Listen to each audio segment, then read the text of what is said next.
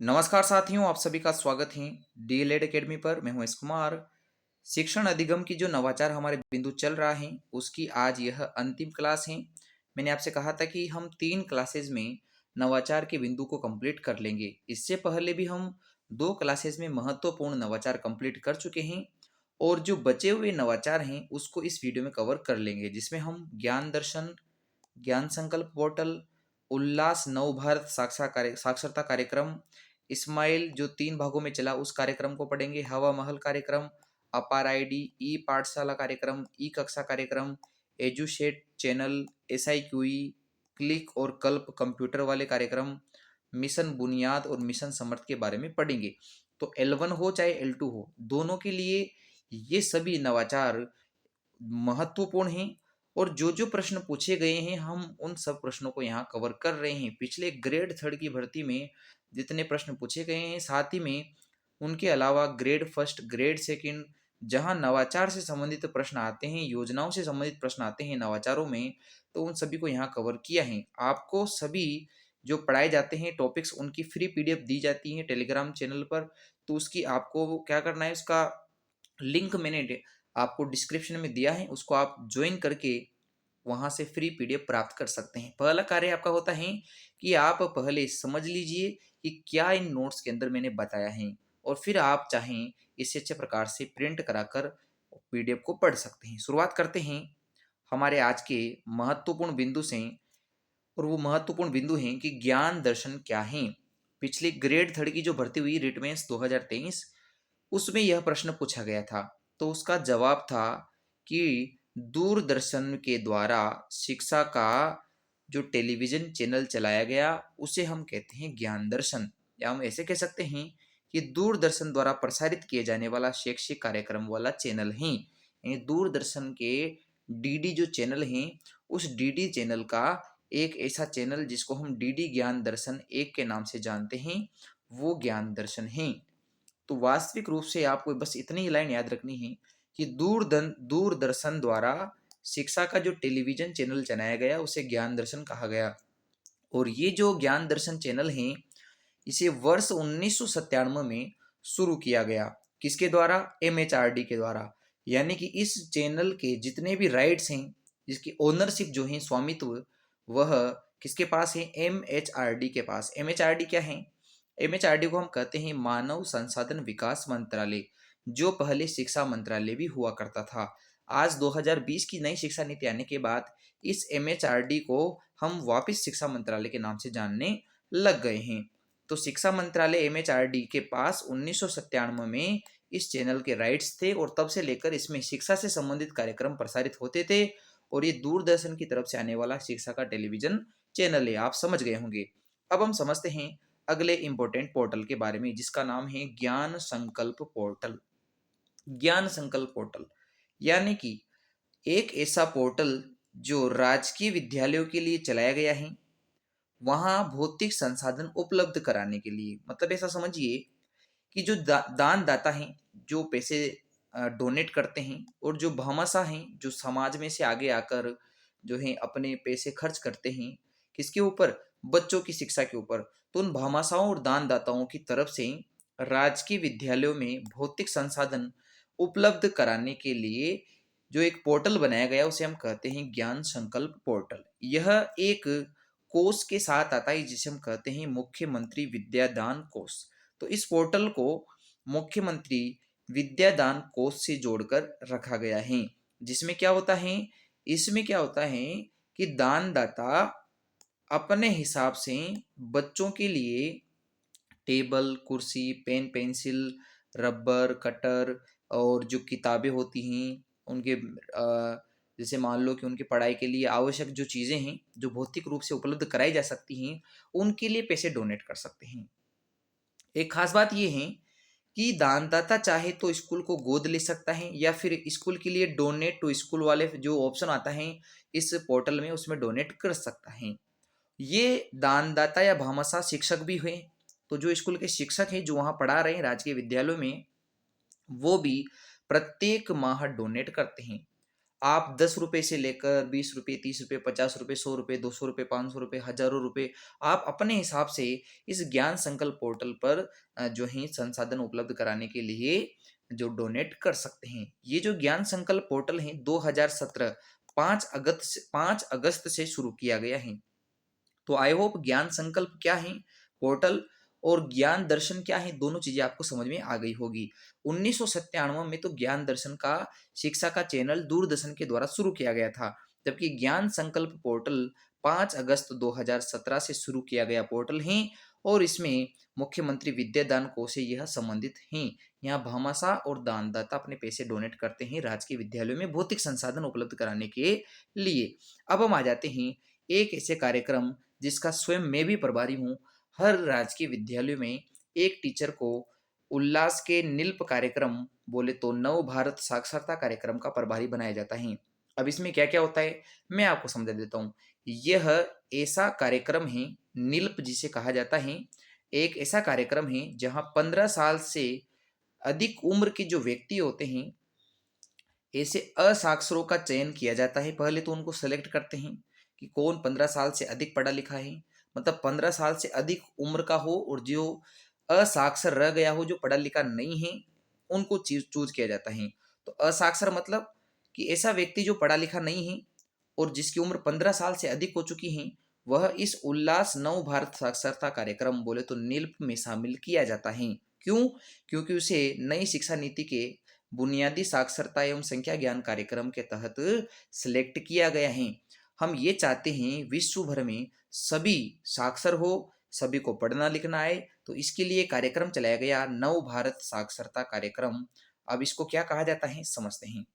इसका पहले पूरा नाम समझ लेते हैं।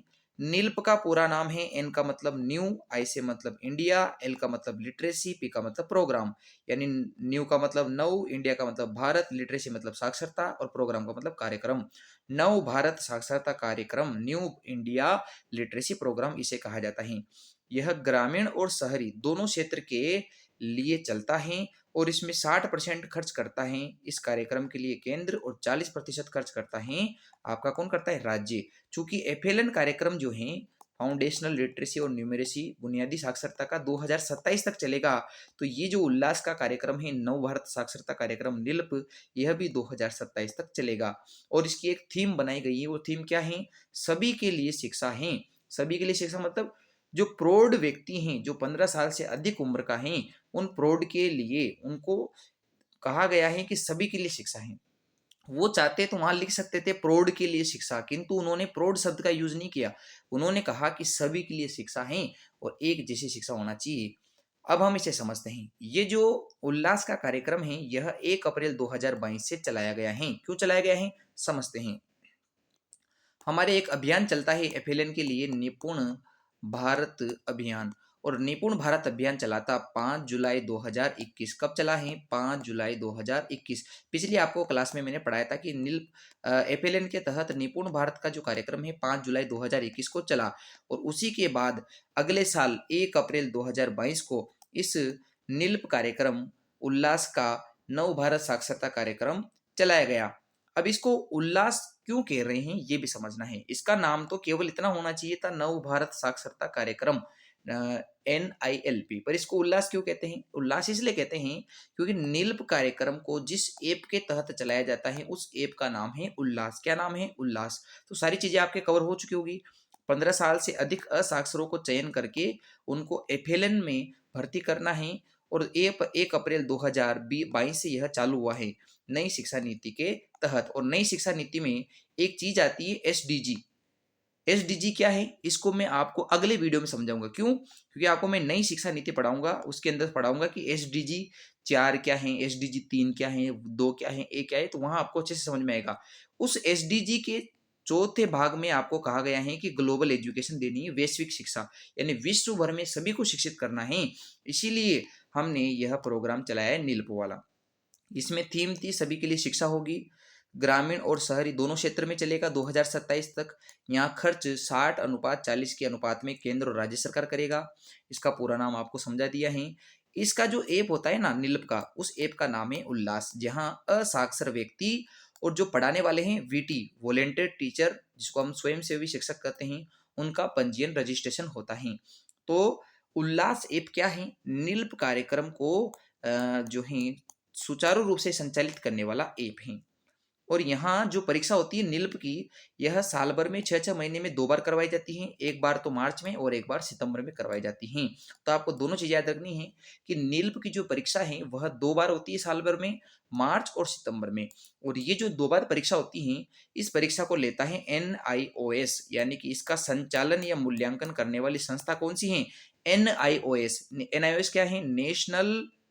अ, नेशनल यहाँ NIOS है, जिसको हम कहते हैं राष्ट्रीय मुक्त विद्यालय संस्थान, मतलब इसे कहेंगे national institute of open school.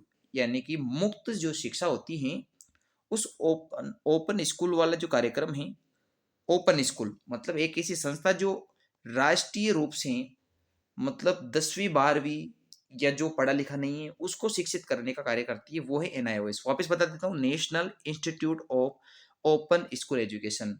क्या है? National institute of open school. तो ये हैं राष्ट्रीय मुक्त विद्यालय शिक्षा संस्थान, और ये साल भर में नील्प का 2 बार पेपर करवाता है, मार्च में और सितंबर में। अगर आपको हमारा चैनल अच्छा लगता है, जिसका नाम है DLED academy by S Kumar, तो आप इसको सब्सक्राइब कर सकते हैं। अब बढ़ते हैं अगले कार्यक्रम के ऊपर, जिसका नाम है इस्माइल कार्यक्रम। तो देखिए, इस्माइल के 3 प्रमुख कार्यक्रम चले हैं, इस्माइल 1, इस्माइल 2, इस्माइल 2, इस्माइल 3। अब इनको बाद में समझेंगे, पहले की पृष्ठभूमि तैयार कर लेते हैं। इसको एक बड़े स्केल पे ना समझिए, इसको एक छोटा सा कार्यक्रम समझिए। इस्माइल को स्कूली शिक्षा विभाग राजस्थान सरकार ने चालू किया है। इस्माइल का पूरा नाम है social media interface for learning engagement, यानी कि एक ऐसा सोशल मीडिया इंटरफेस जिसके माध्यम से लर्निंग सीखने को इंगेजमेंट बढ़ावा देते हैं, वो है इस्माइल। अब ये क्यों चलाया गया था समझिए। कोरोना के समय बच्चों को घर पे रहकर पढ़ाने के उद्देश्य से सोशल मीडिया का एक कार्यक्रम चलाया गया, जिसे कहते हैं इस्माइल।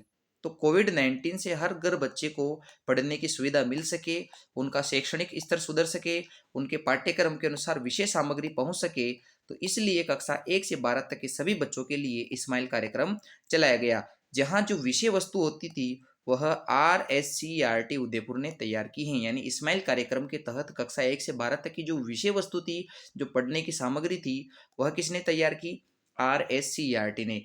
और इसमें आपको और क्या याद रखना है? इसमें आपको याद रखना है कि ये कार्यक्रम 3 अलग-अलग चरणों में चला है। पहला चरण इस्माइल 1 कहलाया, दूसरा इस्माइल 2 और तीसरा कहलाया इस्माइल 3। इस्माइल 1 कब चला? यानी पहली बार इस्माइल कार्यक्रम कब चलाया गया? 13 अप्रैल 2020 को, कोविड के समय। फिर दूसरी बार चलाया गया इसे, इसका दूसरा चरण 2 नवंबर 2020, और तीसरा चरण चलाया गया 21 जून 2021 को। तो प्रश्न बिल्कुल ऐसे ही पूछा जाएगा कि बताइए इसका क्या उद्देश्य है, इसका पूरा नाम क्या है, इसमें विषय वस्तु कौन तैयार कर रहा था, ये इस्माइल 1 2 3 कब कब चला है। एग्जैक्टली यही प्रश्न पूछे जाते हैं। और आपको डायरेक्ट ये भी पूछ सकता है कि बताइए इस्माइल किस प्रकार का कार्यक्रम है। तो इस्माइल एक डिजिटल लर्निंग प्रोग्राम है, यानी डिजिटल रूप से सिखाने का कार्यक्रम है, जो सोशल मीडिया के माध्यम, बोले तो व्हाट्सएप के माध्यम से लिंक देकर उनको पढ़ाना होता था। क्या होता था? तो इसमें एक ध्येय वाक्य है, और वो ध्येय वाक्य क्या है? इस्माइल के तीनों जो इस्माइल कार्यक्रम चले उनमें एक ध्येय वाक्य था। ध्येय वाक्य मतलब एक थीम, और वो थीम क्या थी? कि रोज सवेरे 9 बजे हर घर स्कूल की घंटी बजे। कि वैसे तो स्कूल नहीं जा पा रहे थे कोविड के समय, पर हर घर स्कूल की घंटी, मतलब जैसे ही 9 बजेगा आपके मोबाइल के व्हाट्सएप पर जो है लिंक भेजा जाएगा 9 बजे, और वो लिंक जैसे ही आवाज आई, इसका मतलब समझ जाना कि स्कूल की घंटी बज चुकी है, आपके पढ़ने का समय हो चुका है। तो सुबह 9 बजे व्हाट्सएप ग्रुप में आपको लिंक दिया जाता है। भाई व्हाट्सएप ग्रुप कैसे हैं, क्या हैं, इसको भी समझेंगे। अभी तक आप ये समझिए कि 13 अप्रैल 2 नवंबर 2020 इस्माइल के दोनों चरण, और तीसरा चरण अगले साल 21 जून 2021 को चला। एक डिजिटल लर्निंग प्रोग्राम है जो सोशल मीडिया के थ्रू चलता है, जिसमें कक्षा 1 से 12 तक की चीजें होती है। RSCERT उदयपुर इसे चलाता है। रोज सुबह 9 बजे हर घर स्कूल की घंटी बजे, यह इस्माइल का ध्येय वाक्य था। अब इसमें क्या होता था? जब इस्माइल 1 चला तो उसमें PO जो होता है, या जो संस्था प्रधान होता है, आपके स्कूल के संस्था प्रधान, वो व्हाट्सएप ग्रुप उनके माध्यम से व्हाट्सएप ग्रुप बनाए गए और दो व्हाट्सएप ग्रुप बने। एक तो टीचर्स के लिए बनाया गया और एक बनाया गया अभिभावकों के लिए। जो टीचर्स का ग्रुप था उसका नाम था डिजिटल लर्निंग, और जो आपकी पंचायत है फिर उसका नाम, और फिर पीछे लिखा होता था टीचर्स। और जो अभिभावकों का ग्रुप होता था उससे कहा जाता था डिजिटल लर्निंग, और जिस पंचायत में आप रह रहे हैं उस पंचायत का नाम, और फिर लिखा जाता था पेरेंट्स। और ये कक्षा 1 से 12 तक के बच्चों के लिए होता था। तो करना क्या होता था कि रोज सुबह 9 बजे पीओ के माध्यम से जो ग्रुप बनाए गए हैं टीचर्स और अभिभावक, इन दोनों ग्रुप्स में विषय वस्तु जो हैं डाली जाती थी, और वो विषय वस्तु अभिभावक और जो टीचर्स हैं वो उनसे रिलेटेड जो बच्चे हैं, उनके खुद जो बच्चे हैं उनको भेज कर उनको पढ़ने के लिए प्रेरित करते थे। ये हो गया इस्माइल 1 का कार्यक्रम। इस्माइल 2 का कार्यक्रम जो चला है, वह इस्माइल 2 का कार्यक्रम कक्षा 1 से 8 तक के बच्चों के लिए था। अब देखिए कक्षा इस्माइल 1 जो कार्यक्रम था वो कक्षा 1 से 12 तक लिए था, कि उसमें क्या हो रहा था कि सभी बच्चे घर पे थे 1 से 12वीं तक के। फिर कुछ समय बाद कोरोना के अंदर ऐसा हुआ कि जो 9वीं से 12वीं तक के बच्चे हैं उनको तो डायरेक्ट मास्क वास्क लगाकर, सैनिटाइजर लेकर स्कूल बुला लिया गया था 9वीं से 12वीं वालों बच्चों के लिए तो। पर जो बच्चे कक्षा 1 से 8 के थे वो अभी भी घर में थे, तो उनको घर बैठे डिजिटल रूप से होमवर्क देना था, क्योंकि वो बच्चे अगर घर बैठे होमवर्क कर लेंगे, पढ़ाई तो कर रहे थे वो पहले की तरह 9 बजे आने के बाद, किंतु उनको होमवर्क भी देना था। इस उद्देश्य से इस्माइल 2.0 चलाया गया। तो इस्माइल 2.0 क्यों चलाया गया? 1 से 8वीं तक के जो बच्चे घर पे बैठे हुए हैं उनको डिजिटल रूप से होमवर्क दे सके। और ये होमवर्क कब कब देते हैं? 1 से 5वीं वाले बच्चों को सोमवार के दिन होमवर्क देना होता था, और 6 से 8 वाले बच्चों को सप्ताह में 2 बार सोमवार और बुधवार के दिन जो है होमवर्क देना होता था। तो ये भी पूछा जा सकता है। अब इसमें क्या करना पड़ता था कि इस बार थोड़ा फॉर्मेट चेंज कर दिया। पहले टीचर्स और अभिभावक के ग्रुप थे, इस बार व्हाट्सएप ग्रुप कक्षा के हिसाब से बनाए गए थे, और उन कक्षा के हिसाब से कक्षा अध्यापक उनमें जोड़ दिए गए। यानी कक्षा अध्यापक ये तय करेंगे कि व्हाट्सएप ग्रुप में पढ़ाई का कौन कौन सा काम भेजा जाएगा और साथ ही में किस प्रकार का होमवर्क दिया जाएगा।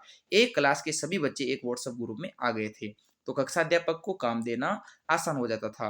और यहाँ टीचर स्वयं भी जो है पढ़ाने की वीडियो रिकॉर्ड करता था 30 से 40 मिनट वाले, और वो भी शेयर करता था। और रोज टीचर 5 अभिभावकों से फोन करके बात करता था कि इस्माइल को सफल बनाने में वो अपना योगदान देवे।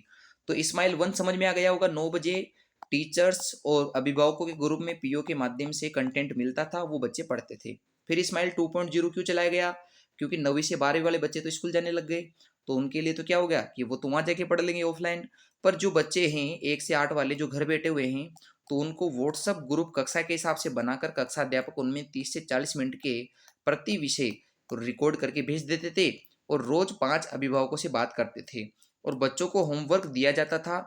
छोटे बच्चों को 1 से 5 तक केवल सोमवार को होमवर्क देते थे, और बड़े बच्चे जो 6 से 8 में हैं उनको सोमवार और बुधवार 2 बार होमवर्क दिया जाता था, और ऑनलाइन माध्यम के हिसाब से ही उसे चेक किया जाता था। इसी इस्माइल कार्यक्रम के साथ साथ एक कार्यक्रम शुरू हुआ था जिसको कहते हैं आओ घर में सीखें। अब एक तरीके से आप ऐसा देखिए कि इस्माइल घर में सीखने का ही तो कार्यक्रम है। तो इस्माइल 2.0 तो कब चला है? तो उसके लिए तो आपको मैंने बताया है कि इस्माइल 2.0 चला था 2 नवंबर 2020 को, और ये आओ घर में सीखे चला है 26 अक्टूबर 2020 को। तो ज़्यादा दूर नहीं है, पास पास में ही है। और ये आओ घर में सीखे 1.0 और इस्माइल लगभग दोनों एक जैसे ही प्रारूप के लिए बनाए गए थे।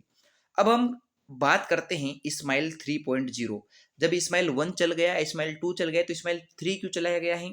इस्माइल 3 के कुछ उद्देश्य और थे। जैसे इस्माइल 3 जो चला उसमें बच्चों के लिए और चीज़ें एक्स्ट्रा जोड़ी गई, कि उनको व्हाट्सएप पे होमवर्क वगैरह दे रहे थे, पढ़ाई का काम हो रहा था, वो तो पहले भी हो रहा था। इस बार क्या हो रहा था कि टीचर्स अब बच्चों के घर जाके होमवर्क देना शुरू कर दिया। टीचर और स्टूडेंट के बीच कनेक्शन अच्छा हो, इसलिए टीचर उनको बच्चों को कॉल करता था, टीचिंग टीचिंग कॉल जिसे कहा गया।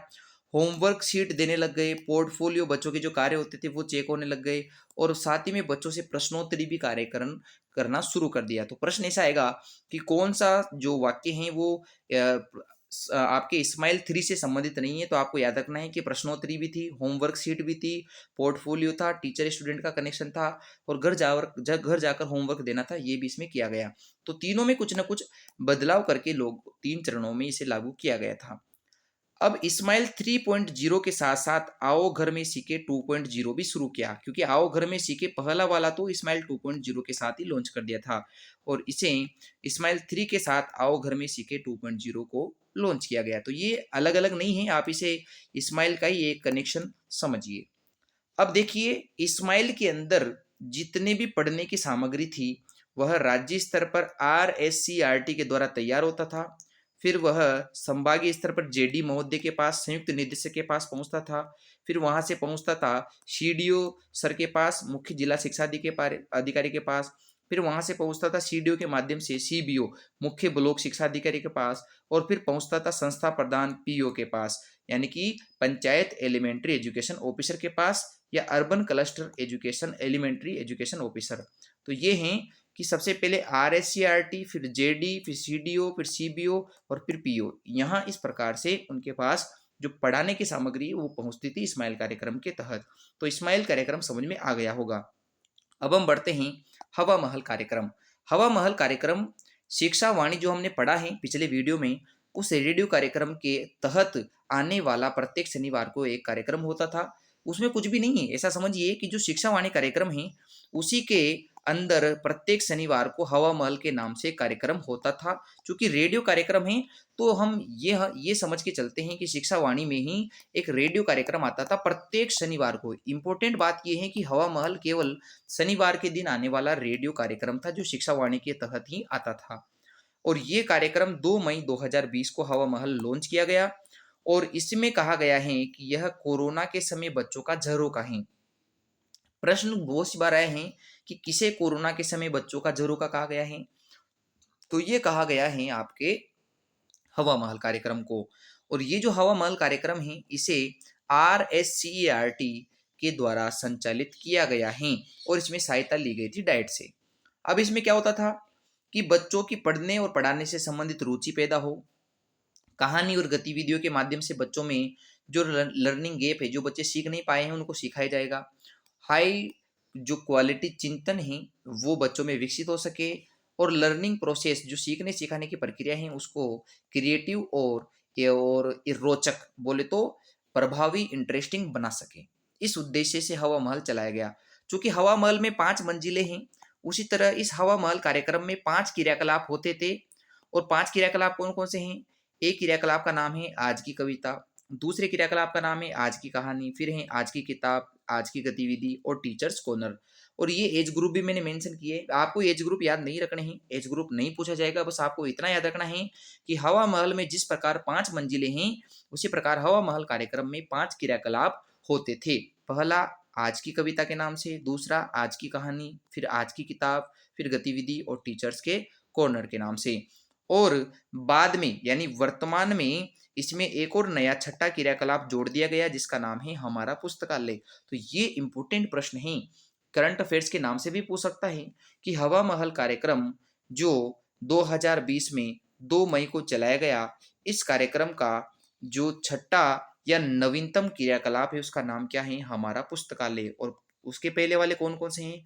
आज की कविता, आज की कहानी, आज की किताब, आज की गतिविधि और टीचर्स कॉर्नर। और इस हवा महल कार्यक्रम को सफल बनाने में एक तो Piramal foundation, Tata trust, UNICEF और अजीज प्रेमजी फाउंडेशन का महत्वपूर्ण रोल था। RSCERT को मदद किसने की है? पीरामल फाउंडेशन ने, टाटा ट्रस्ट ने, यूनिसेफ ने और अजीब प्रेमजी फाउंडेशन ने। तो हर चीज हमने यहाँ कवर की है। आप अगर इनको पूरा प्रिंट करके पढ़ लेंगे तो मैं कह रहा हूं आपसे कि कोई प्रश्न बाहर जाने वाला नहीं है। अब हम बात करते हैं अपार आईडी की। अपार क्या है? तो पहले अपार का फुल फॉर्म जानते हैं, automated permanent academic account registry.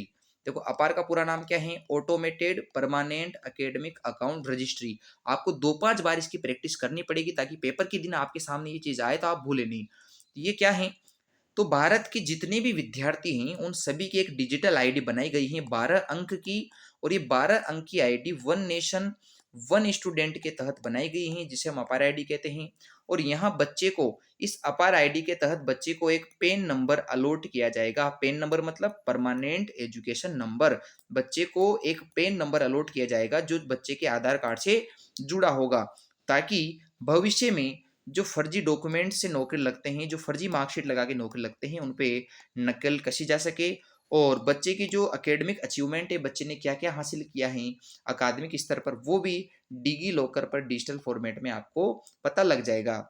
2024-25 के सत्र से विद्यालयों में यह समस्त विद्यालयों में यह आईडी बनाने का काम करवाया गया शिक्षा मंत्रालय के द्वारा, और शिक्षा मंत्रालय ने यह नई शिक्षा नीति के तहत किया है। अब हम जानते हैं कि अपार आईडी को कैसे देखना है। तो अपार आईडी के लिए एबीसी आईडी बनती है। आप सबको अच्छे से पता है कि कॉलेज में एक आईडी बनती है, एबीसी आईडी जिसे कहते हैं एकेडमिक बैंक ऑफ क्रेडिट्स। तो यह एबीसी आईडी के थ्रू आप जो है अपार आईडी को एक्सेस कर पाते हो, उसको वहां तक पहुंच पाते हो। अब हम देखते हैं 2010-11 से शुरू हुआ एक महत्वपूर्ण कार्यक्रम जिसे कहा गया था SIQE। अब इसे क्यों शुरू किया गया, ये क्या है, इसको समझते हैं। 2010 में 1 अप्रैल 2010 को भारत में RTE 2009 लागू किया गया। तो RTE 2009 लागू किया गया था सत्र 2010-11 में 1 अप्रैल 2010 को। तो उसी के लिए राज्य में गुणवत्तापूर्ण शिक्षा दी जा सके तो हम डायरेक्ट CCE को या फिर RT 2009 को लागू नहीं कर सकते थे, क्योंकि CCE भी जो है 2010-11 के सत्र से ही लागू हुआ था।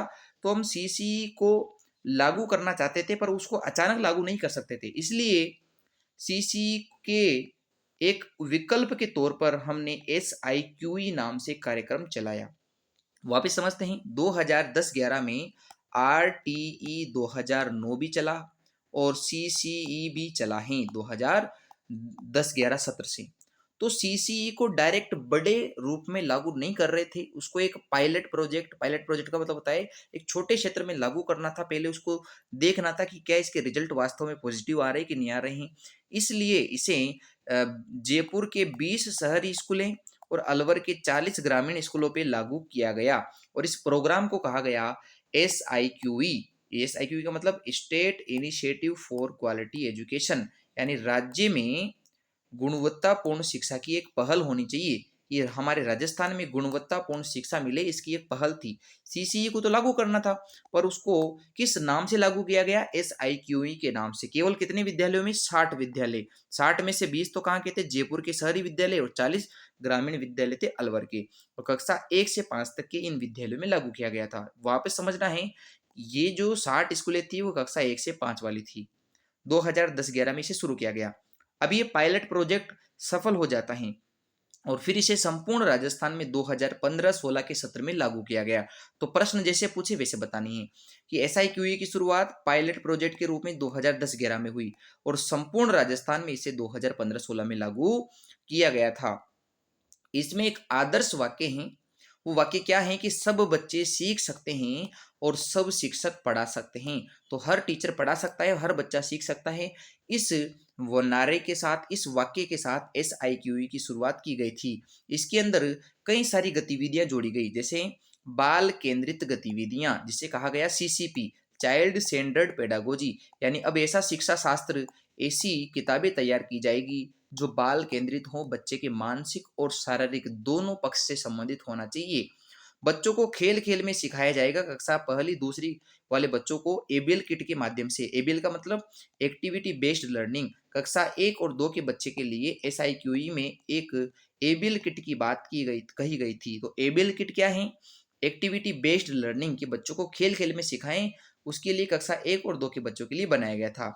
फिर कक्षा 1 से 5 तक के शुरुआत में मैं बात कर रहा हूँ कि शुरुआत में जब CCE लॉन्च किया गया तो यह 1 से 5 तक के विद्यालयों के लिए था। तो CCE भी इसी के अंतर्गत, SIQE के अंतर्गत ही चलता था, जिसे हम कहते हैं कंटिन्यूस एंड कॉम्प्रिहेंसिव इवेल्युएशन। और अब वर्तमान में इसमें नया ऐड हुआ है FLN। FLN क्या है, फाउंडेशनल लिटरेसी एंड न्यूमरेसी, बुनियादी साक्षरता और संख्या ज्ञान। तो SIQE के तहत अब वर्तमान में एक नया बिंदु जुड़ा है जिसको हम कहते हैं FLN। और साथ ही में लहर कार्यक्रम पहले चल रहा था। लहर का मतलब learning enhancement activity in Rajasthan. तो लर्निंग इन्हांसमेंट मतलब कि जो सीखना है उसमें अभिवृद्धि कर सके, तो ऐसी गतिविधियां हो राजस्थान के अंदर। तो लहर कार्यक्रम भी चला। तो लहर SIQE के तहत ही चलाया गया था। वापिस सिखा देता हूँ, SIQE के तहत 5 कार्यक्रम हैं। 5 में से 4 पहले चल रहे थे, सीसीपी, एबीएल, सीसीई और लहर, और नया क्या जुड़ा गया है, एफएलएन। एफएलएन 2020 के बाद आया है, तो ये बाद में जुड़ा है।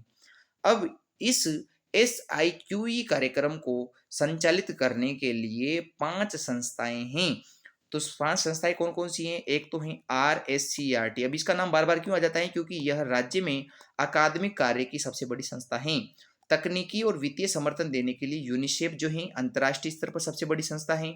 और राजस्थान स्कूल शिक्षा जो परिषद है, जो जयपुर में है, वो ट्रेनिंग दिलाने और शिक्षा के समर्थन करने में काम करती थी। माध्यमिक शिक्षा निदेशालय जो है बीकानेर से, वो परियोजना संचालन कर रहा था, इस परियोजना को संभाल रहा था, जबकि इसमें टेक्निकल सपोर्ट बौद्ध शिक्षा समिति जयपुर ने भी दिया। तो तकनीकी समर्थन यूनिसेफ और बौद्ध शिक्षा समिति ने दिया, जबकि वित्तीय समर्थन यूनिसेफ ने दिया। और अकादमिक कार्य किसने किया? आरएससीईआरटी ने। और पढ़ाई लिखाई से संबंधित निदेशालय और स्कूल शिक्षा परिषद ने प्रशिक्षण और परियोजना संचालन की जिम्मेदारी ली। अब इसको ऐसे प्रश्न घुमा के पूछता है कि एसआईक्यूई का संचालन राज्य स्तर पे कौन करता है और जिला स्तर पे कौन करता है। मैं वापस समझा देता हूँ, ये 5 ही संस्थान हैं, इन्हीं की बात की जाएगी। जैसे परियोजना परिचालन समिति, वो किसे कहा गया है? वो कहा गया है स्कूल शिक्षा परिषद को। फिर है राज्य शैक्षिक समूह, ये किसे कहा गया है? वो कहा गया है आरएससीईआरटी को। जिला कोर ग्रुप एडीपीसी को कहा गया है, जो सीडीओ महोदय होते हैं। और जिला अकादमिक ग्रुप डाइट को कहा गया है। तो इसमें 2 प्रकार के संचालन के लिए ग्रुप बनाए गए थे, राज्य स्तर पर अलग था और जिला स्तर पर अलग था। जिला स्तर पे 2 थे, जिला कोर ग्रुप और जिला अकादमिक समूह, जबकि राज्य स्तर पे थे परियोजना संचालन समिति, राज्य कार्यकारी समूह और राज्य शैक्षिक समूह। तो ये सब इसमें थी। जब ऐसा प्रश्न आएगा तो आपको बस सिंपल सा बताना है कि निम्न में से कौन सा एसआईक्यूई संचालन से संबंधित नहीं है? तो परियोजना परिचालन समिति है, कार्यकारी समूह है और शैक्षिक समूह है। तो ये हैं, और चौथा जो होगा वो नहीं होगा आपका आंसर। तो आप समझ गए होंगे कि एसआईक्यूई गुणवत्तापूर्ण शिक्षा के लिए 2010-11 में एक पायलट प्रोजेक्ट था। फिर 2015-16 में इसे संपूर्ण रूप से लागू कर दिया गया। सब बच्चे सीख सकते हैं, सब पढ़ा सकते हैं शिक्षक, ऐसा इसमें ध्येय वाक्य था। 5 एक्टिविटीज इसके अंदर शामिल की गई और इसमें 5 संस्थाओं ने योगदान दिया, जिसमें से सबसे ज़्यादा प्रश्न आता है कि तकनीकी और वित्तीय समर्थन किसने दिया? यूनिसेफ ने। और केवल तकनीकी समर्थन बौद्ध शिक्षा समिति जयपुर के द्वारा। अब हम बात करते हैं अगले कार्यक्रम, ई कक्षा कार्यक्रम। बहुत ही सिंपल सा कार्यक्रम है। ई कक्षा एक डिजिटल कार्यक्रम है और 15 अक्टूबर 2020 को ये चला। हिंदी और अंग्रेजी दोनों माध्यम में आता था। इसमें क्या होता था कि जो सीबीएसई और आरबीएसई यानी कि माध्यमिक शिक्षा बोर्ड और केंद्रीय माध्यमिक शिक्षा बोर्ड के पढ़ने वाले बच्चों को फ्री एजुकेशन दी जाएगी, क्वालिटी एजुकेशन। और इस एजुकेशन को मिशन ज्ञान ऐप में दिया जाएगा। यानी कि ई कक्षा कार्यक्रम जो था, वह जो क्लासें होती थी सीबीएसई और आरबीएसई के बच्चों के लिए, वह मिशन ज्ञान ऐप पर होती थी। यह मिशन ज्ञान ऐप अप्रैल 2021 में लॉन्च किया गया था माध्यमिक शिक्षा निदेशालय जयपुर के द्वारा, जहां जो हिंदी मीडियम के बच्चे हैं वो 1 से 12 तक के सभी कंटेंट देख सकते हैं। इंग्लिश मीडियम वाले बच्चों को 3 से 12वीं क्लास तक जो है पढ़ने को चीज़ें मिलती थी। और CWSN जो विशेष आवश्यकता वाले बच्चे हैं, उनको भी यहाँ साइन लैंग्वेज में पढ़ाया जाता था। और इस कार्यक्रम को चलाने वाला एक तो राजस्थान सरकार का शिक्षा विभाग था और दूसरा वेदांता लिमिटेड ग्रुप था, जिसका पूरा नाम है केरियन ऑयल एंड गैस वेदांता समूह। और इस अगर जो बच्चे मिशन ज्ञान ऐप पर नहीं देखते थे, वो कहाँ देखते थे? वो ई कक्षा का एक यूट्यूब चैनल भी था, उसमें भी देख सकते थे। तो क्लासें चाहे यूट्यूब पे देखें चाहे मिशन ज्ञान ऐप पर देखें, वो ई कक्षा कार्यक्रम की क्लासें देख पाते थे। एक डिजिटल शिक्षा कार्यक्रम में 15 अक्टूबर 2020 को चला है और दोनों प्रकार के भाषा वाले बच्चों के लिए था। और बस इसमें अंतर इतना है कि जो इंग्लिश मीडियम बच्चे हैं उनके कक्षा 3 से ऊपर की क्लास के लिए कंटेंट यहाँ था, जबकि हिंदी माध्यम और CWSN दोनों बच्चों के लिए 12वीं तक ये कंटेंट उपलब्ध था। अब मैं बात करता हूँ ई पाठशाला कार्यक्रम। जैसे ई कक्षा कार्यक्रम चला, वैसे ही ई पाठशाला कार्यक्रम चला। इसमें दोनों में क्या अंतर है? ई कक्षा कार्यक्रम तो पढ़ाने के लिए था, सभी 1 से 12वीं तक के बच्चों को पढ़ाने के लिए, जबकि ई पाठशाला कार्यक्रम बच्चों को बोर्ड एग्जाम की तैयारी करवाने के लिए था। तो ये भी एक डिजिटल शिक्षा कार्यक्रम है। 12 दिसंबर 2024 को चला, जिसमें लाइव क्लासेस पढ़ाकर बच्चे को बोर्ड एग्जाम की तैयारी करवानी है 10वीं 12वीं वालों को। और वही ऐप था मिशन ज्ञान, उसी पे चली सारी क्लासें। सोमवार से शुक्रवार 5 दिन तक क्लासें होती थी सप्ताह में। और शाम को 5 बजे से रात 8 बजे तक ये क्लास चलती थी। हर विषय को 45 मिनट तक पढ़ाया जाता था, जिसमें मिशन ज्ञान ऐप और स्कूल शिक्षा विभाग का योगदान था। और जो बच्चे मिशन ज्ञान ऐप पर नहीं पढ़ते थे, वो यूट्यूब पर ई कक्षा चैनल पे और ई पाठशाला कार्यक्रम को देख सकते थे। अब हम बात करते हैं क्लिक और कल्प कार्यक्रम। दोनों कंप्यूटर से संबंधित कार्यक्रम हैं, तो दोनों को बता देता हूँ। क्लिक का पूरा नाम होता है कंप्यूटर, एल से लिटरेसी, आई से इनिशिएटिव, फॉर कॉम्प्रहेंसिव नॉलेज। तो बच्चे कॉम्प्रहेंसिव समेकित नॉलेज ले पाए, समेकित ज्ञान ग्रहण कर पाए, ऐसी पहल कंप्यूटर साक्षरता से संबंधित शुरू की गई, जिसे कहते हैं क्लिक। तो ऐसा पिछली बार प्रश्न आया था कि क्लिक जो है, यह कार्यक्रम, ये जो योजना है, इसको कौन सी क्लास से कौन सी क्लास तक चलाया गया है। तो कक्षा 6 से 10 तक के बच्चों के लिए कंप्यूटर का प्रशिक्षण देने के लिए, तकनीकी ज्ञान उपलब्ध कराने के लिए 2017-18 वाले सत्र में यह माध्यमिक शिक्षा विभाग ने शुरू की गई एक योजना है। तो क्लिक एक योजना है कंप्यूटर से संबंधित, जिसका पूरा नाम आपको मैंने बता दिया है। 2017-18 के सत्र से कक्षा 6 से 10 के बच्चों के लिए थी, और जिसमें कंप्यूटर का प्रशिक्षण देना होता था। माध्यमिक विद्यालय, उच्च माध्यमिक विद्यालय और स्वामी विवेकानंद मॉडल स्कूल में यह योजना चलती थी। और इसका जो कोर्स बनाया गया था, वह RKCL, जो RSCRT का पेपर भी करवाता है, उसी ने यह योजना तैयार की थी, इसका कंप्यूटर कोर्स तैयार किया था। उससे पूर्व 2004-5 में एक योजना चली थी कंप्यूटर वाली, जिसे कहा जाता था कल्प। तो ये कल्प योजना क्या है? कल्प का पूरा नाम है कंप्यूटर एडेड लर्निंग प्रोग्राम, यानी कंप्यूटर को हम सहायक सामग्री के रूप में प्राप्त करके उससे सीख सकते हैं। तो यह गवर्नमेंट अपर प्राइमरी स्कूल, उच्च प्राथमिक विद्यालयों के लिए था, और 187 उच्च प्राथमिक स्कूलें इसके अंदर सेलेक्ट की गई 2004-5 में। और उनमें ICT को बढ़ावा देने के लिए सर्व शिक्षा अभियान के तहत यह कल्प योजना लाई गई थी। तो कल्प योजना सर्व शिक्षा अभियान जो चला, उसके तहत लाई गई थी। ICT को बढ़ावा देने के लिए, बच्चों में कंप्यूटर की समझ और परिचय विकसित हो सके, ऐसा 187 स्कूलें इसके अंदर, उच्च प्राथमिक स्कूलें चूज की गई थी। अब ये चीजें हो चुकी हैं। पिछले साल रिट मेंस में एक प्रश्न पूछा गया था कि एड्यूशेट क्या है या एजुशेट क्या है। तो एजुशेट एक सैटेलाइट है, सैटेलाइट कार्यक्रम है जो शिक्षा से संबंधित हैं। तो शैक्षिक सेवा उपग्रह या सैटेलाइट हैं। भारत सरकार ने शिक्षा को बढ़ावा देने के लिए 2004 सितंबर के महीने में 20 तारीख को इसरो के द्वारा एक सैटेलाइट लॉन्च किया जाता है, और इस सैटेलाइट के माध्यम से शिक्षा का प्रचार प्रसार किया गया। तो भारत में शिक्षा को बढ़ावा देने के लिए जो सैटेलाइट चैनल था, सबसे पहला उपग्रह, वह एडुसेट है। यह सतीश धवन अंतरिक्ष केंद्र श्रीहरिकोटा आंध्र प्रदेश से इसे इस उपग्रह को छोड़ा गया था, जिसका नाम था GSLU-MKF-0I। तो यह 36,000 किलोमीटर दूर अंतरिक्ष में से छोड़ा गया इसरो के द्वारा, और 20 सितंबर 2004 से चलने वाला ये सैटेलाइट है जो लगातार कार्य कर रहा है। तो एडुसेट एक शैक्षिक सेवा उपग्रह है, 2004 से जो है इसे चलाया गया है इसरो के द्वारा। बस आप इतना याद रख लीजिए।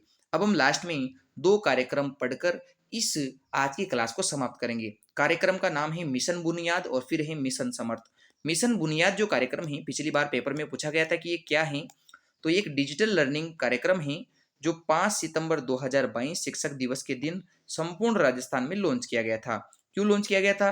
क्योंकि यह जेंडर के भेदभाव को समाप्त कर रहा था, बच्चों में सीखने की क्षमता बढ़ा रहा था, और बच्चों का जो ड्रॉप आउट है, बच्चे स्कूल से भाग जाते हैं, उसको कम कर रहा था। इस उद्देश्य से मिशन बुनियाद बनाया गया।